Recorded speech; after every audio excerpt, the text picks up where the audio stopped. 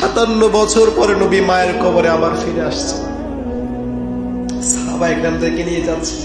নবী বলছেন, এই সাহাবা একরাম তোমরা থামো, এটা হচ্ছে আমার মায়ের জায়গা, যেখানে আমার মা শুয়ে আছে। যখন 57 বছর পরে মায়ের কবরে আসছে মুহাম্মদ, এখন তিনি গোটা বিশ্বের নবী। যাদের মা মারা গিয়েছে আল্লাহ তাদের সবাইকে তুমি জান্নাতুল ফেরদাউস নসিব করে দিও, পড়েন আমিন।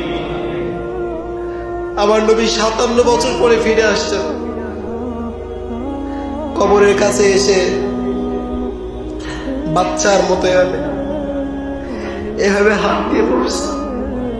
ওই যে বসে কান্না শুরু করছে, আমার নবী কান্না আর থাকবে না।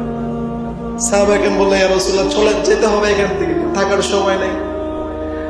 আমার রাসূল বললেন, এখানে আমার মা আছে, আমি মাকে ছেড়ে যেতে পারবো না, তোমরা যাও, তোমরা চলে যাও, আমি মাকে ছাড়তে পারবো না।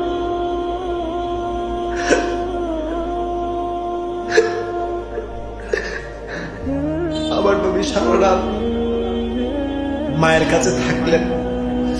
মাকে বললেন, মা তুমি চলে গেছো আমাকে ছেড়ে, আমি অনেক কষ্ট করেছি মা, তোমার পরে আমার কেউ ছিল না মা, আমার দাদাও মারা গেছে মা, কেউ ছিল না আমার কাছে, তুমি আমাকে কেন ছেড়ে চলে গেলে? তুমি তো জানতে তুমি ছাড়া পৃথিবীতে কেউ নাই আমার। আর আজকে এই মায়ের সঙ্গে সন্তানরা এত বাজে আচরণ করে, মনে হয় গোলাম। মায়ের সঙ্গে আচরণ করে গোলামের মতো, বলে তুই কে, তুই বেশি বুঝিস আমার থেকে, কিচ্ছু বুঝিস না তুই, আমরা ডিস্টার্ব করিস সবসময়। যদি তুই বুঝতে পারতে তোমার মা তোমার কি জিনিস, তুমি কোনোদিন খারাপ ব্যবহার করতে পারতে না। আমার মা সকলের মা, যারাই আছে বেঁচে খেদমত করবেন তো ইনশাআল্লাহ, জোরে কোন ইনশাআল্লাহ। আমার মুহাম্মদ রাসূল সাল্লাল্লাহু আলাইহি ওয়াসাল্লাম বললেন, মা তুমি যদি বেঁচে থাকতা আর আমি এশারের নামাজে দাঁড়াতাম, আর তুমি যদি বলতা মুহাম্মদ মুহাম্মদ তুই কই, মা আমি নামাজ ছেড়ে দিতাম। সুবহানাল্লাহ, আমি নামাজ ছেড়ে তোমার খিদমতে হাজির হয়ে যেতাম মা। তুমি যদি বলতা মুহাম্মদ তুই ডানে যা, আমি ডানে যেতাম মা। তুমি যদি বলতা বামে যা, আমি বামে যেতাম মা। আমি তোমার কথার একটা অবাধ্য হতাম না মা। তুমি আমাকে ছেড়ে কেন চলে গেলে? তুমি আমাকে ছেড়ে কেন চলে গেলে মা? সারা রাত তুমি কবরের কাছে কাঁদলেন। সাহাবা একরাম চলে গেছে সেখান থেকে।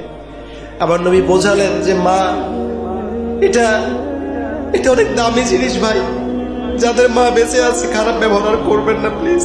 আমি আমাদের কাছে হাত জোর করে অনুরোধ করে বলে যাই, আব্বা আমার সঙ্গে খারাপ আচরণ করবেন না। আর যাদের আব্বা আম্মা মারা গেছে কবরে, আল্লাহর কাছে ক্ষমা চাইবেন। আল্লাহ যা খেদমত করতে পারছি করছি, আল্লাহ বাদ বাকি তুমি আমাকে ক্ষমা করে দিও।